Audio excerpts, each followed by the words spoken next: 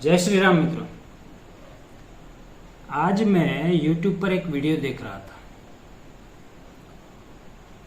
हिमाचल प्रदेश से एक लड़की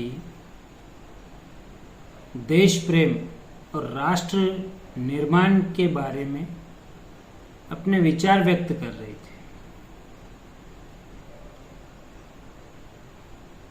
कुछ बातें उसकी ठीक है, कुछ बातों पर उसका ज्ञान बहुत ही गरीब है।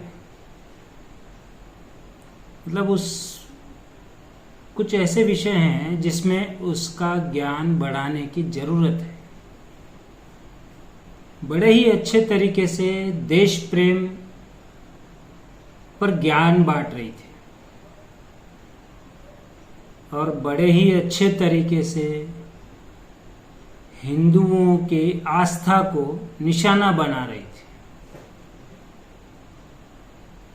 मैं पूछना चाहता हूं, आज आकर हिंदुओं की आस्था ही क्यों दिखती है? देश में दूसरे भी धर्म हैं, दूसरे भी धर्मों में दूसरी भी चीजें होती हैं। हिंदुओं की आस्था को लेकर ही आप लोगों को क्या प्रॉब्लम है?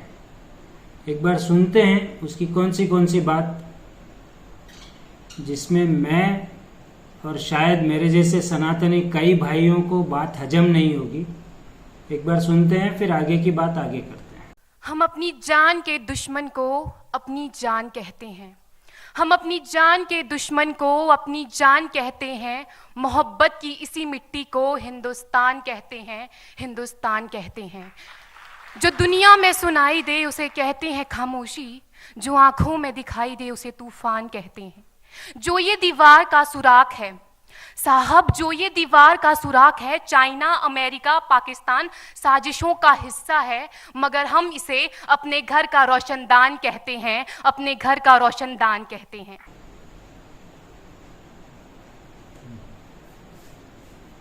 बहुत ही खूबसूरत शब्दों से पिरोया है रोशनदान।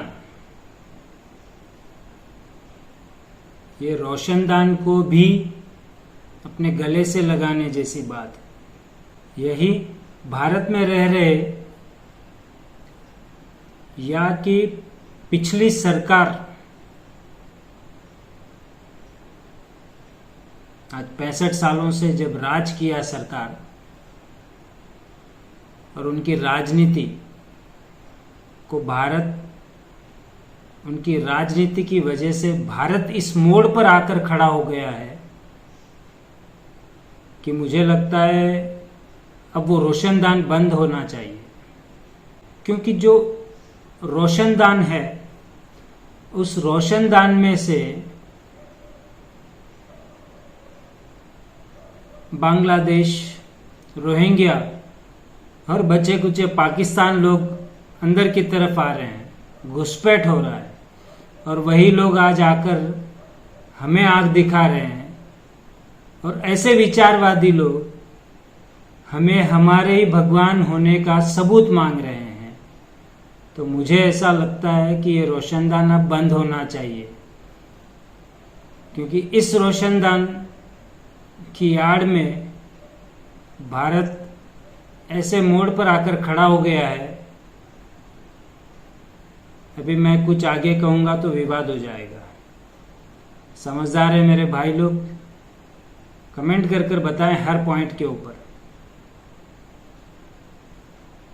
उस रोशनदान का एक छोटा सा क्लिप आपको मैं दिखाता हूं, शायद आपको कुछ समझ में आए कि आज भारत किस जगह आकर खड़ा हुआ है। এদিকে দেখো ওরে বাবা আরো খারাপ।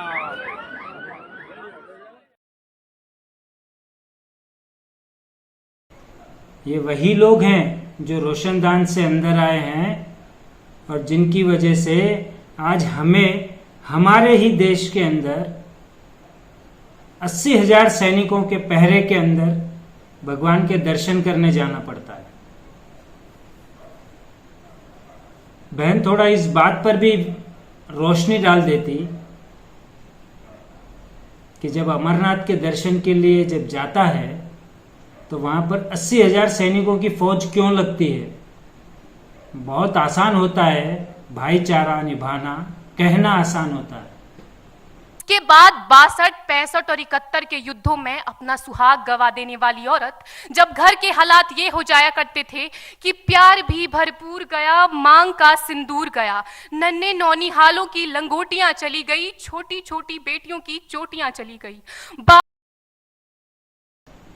65 और 71 की बात कितनी आसानी से कह दिया।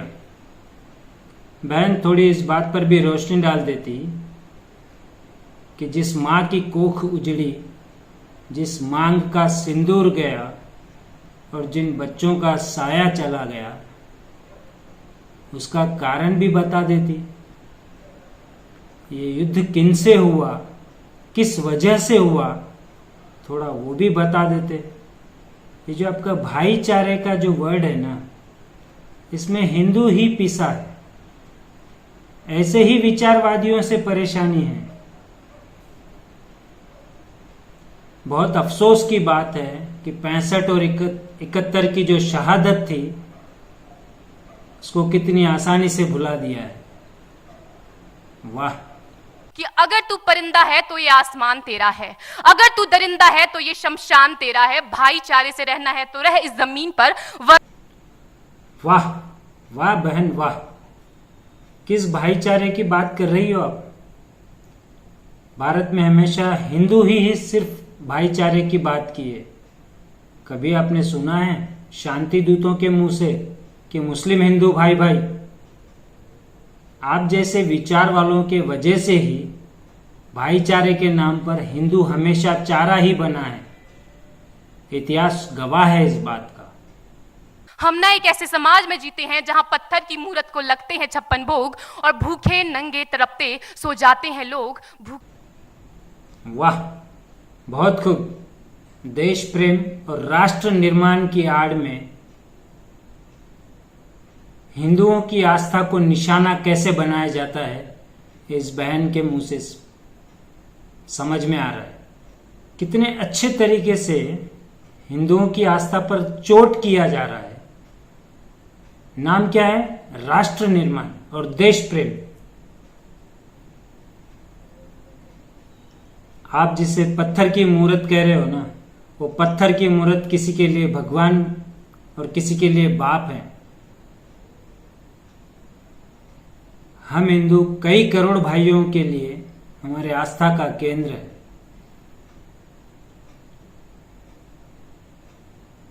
इस राष्ट्र निर्माण की आड़ में आपने ये बता दिया है कि आप जिसके सानिध्य में आपके विचार रख रहे हैं, आप जिनके सानिध्य में आपके अंदर जो विचार भरे जा रहे हैं, मुझे उस पर भी शक है।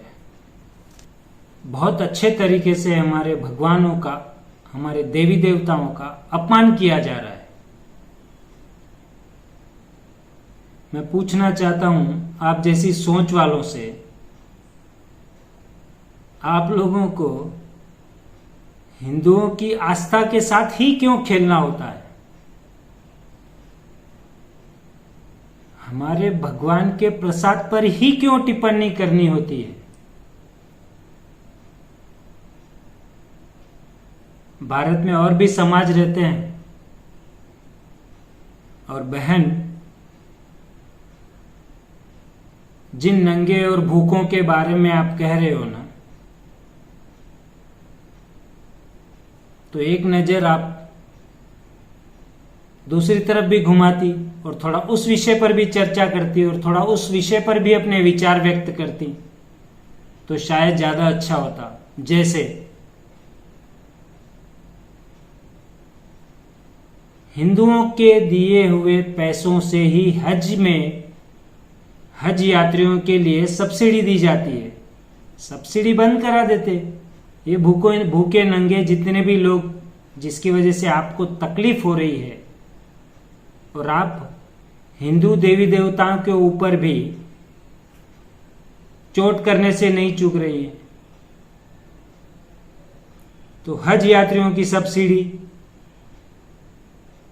वक्फ बोर्ड के अंदर 20,000 करोड़ की सालाना इनकम मदरसे जो सरकारी पैसों पर चल रहे हैं, उनके मौलवियों के पैसे जो सरकारी तनख्वाह दी जाती है, मस्जिदों के अंदर जो अजान लगाने आता है उसको भी सरकारी की तरफ से तनख्वाह दी जाती है। थोड़ा इस तरफ भी नजर डाल लेती।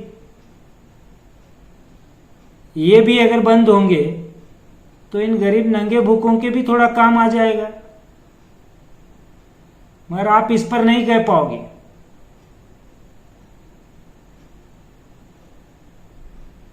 क्योंकि एक हिंदू ही ऐसा है जो आपकर सुनकर, आपके विचार सुनकर वहां तालियां बजा रहे हैं। आप न हज, न वक्फ बोर्ड, न मदरसे, न मौलवियों के बारे में कह नहीं सकोगे, क्योंकि आपको पता है कहने के बाद क्या होने वाला है। तो आज आकर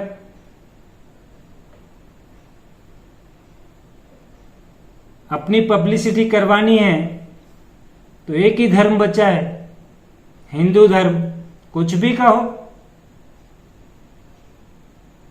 देश प्रेम और राष्ट्र निर्माण की आड़ में है ना, वो हमारा अंधविश्वास। और मेरे विचारों में जब तक इस देश का युवा अपनी सफलता के लिए मंदिरों में जा जाकर नारियल फोड़ फोड़ कर भगवान को रिश्वत लगाता रहेगा, हमारे समाज का शिक्षित वर्ग ही बिल्ली के रास्ता काटने पर खड़े हो जाना, अपने धर्म अपनी जाति को ऊंचा मानकर दूसरों के धर्म की अवहेलना करता रहेगा, तब तक ना तो इस देश से अंधविश्वास खत्म होगा और ना ही हमारा राष्ट्र निर्माण संभव होगा।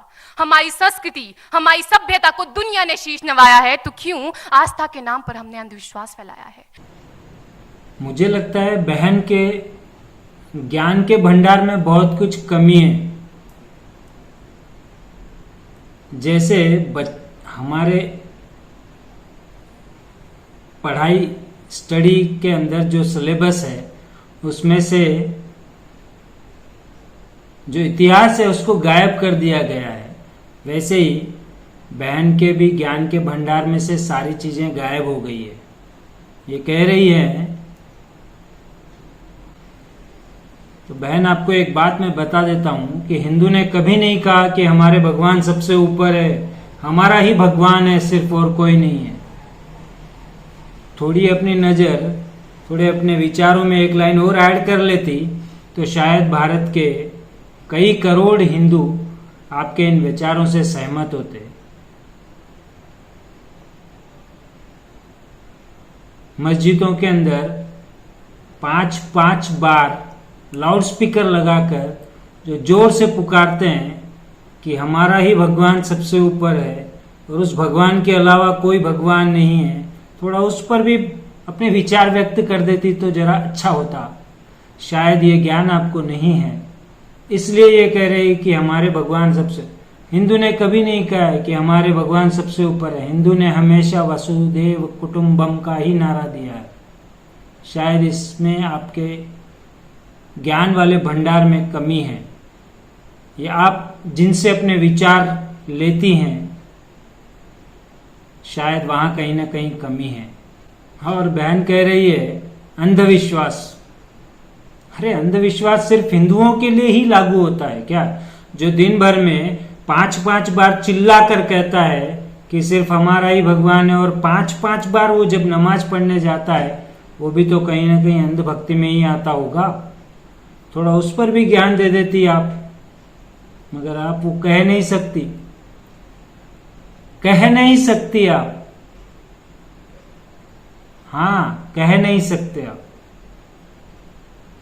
क्योंकि कहने के बाद क्या होगा ये आप अच्छे से जानते हो। अरे अपनी पब्लिसिटी बढ़ानी है, अपनी पब्लिसिटी बढ़ाने के लिए आप किसी आस्था के साथ कैसे खेल सकते हो?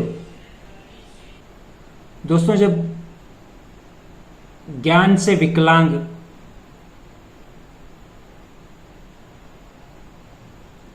मैं तो कहता हूं कि जब विचारों से अपंग हो जाता है ना, तब हिंदुओं की आस्था, हिंदुओं को ही अंधभक्त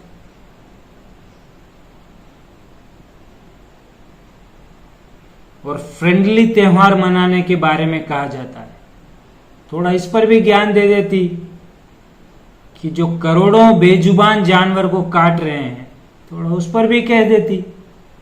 अंधविश्वास कह नहीं सकोगे आप। ऐसे विचारवादियों की वजह से ही आज ये परिस्थिति आ गई है। अरे आप तो देवभूमि से आते हो ना, आप में ऐसा विचार किसने भर दिया? मेरा हिंदुस्तान महान था, महान है, महान रहेगा। मेरा हिंदुस्तान महान था, महान है, महान रहेगा। होगा हौसला सबके दिलों में बुलंद तो एक दिन पाकिस्तान भी जय हिंद कहेगा। पाकिस्तान ही क्यों, सारा जहान जय हिंद कहेगा। क्योंकि सारे जहां से अच्छा हिंदुस्तान हमारा, सारे जहां से अच्छा हिंदुस्तान हमारा।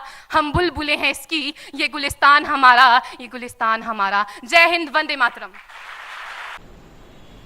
बहन, पाकिस्तान से जय हिंद कहलवाने की सोच बड़ी अच्छी लगी मुझे।